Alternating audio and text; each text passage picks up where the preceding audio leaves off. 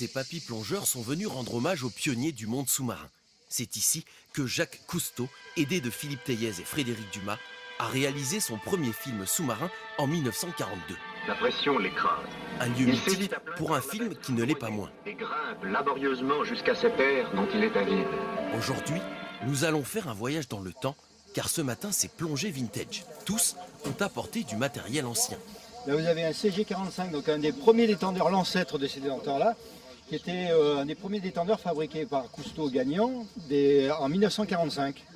Masques, palmes, bouteilles, tout est d'époque et amoureusement conservé, comme ce profond 10 mètres.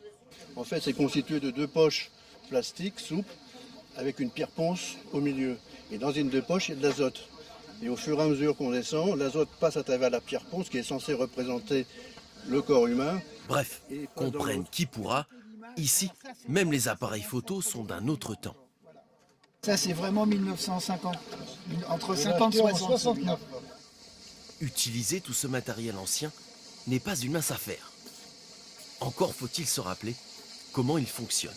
Lorsque je le lève dans cette position, il va se remplir d'eau. Si je ne prends pas des précautions, si je le mets en bouche, au moment où je vais inspirer, je vais boire la tasse.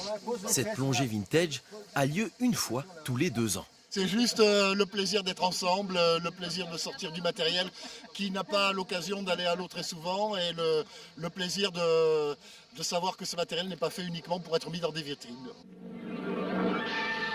Sous l'eau, 75 ans après le film de Cousteau, ça palme toujours un peu dans tous les sens.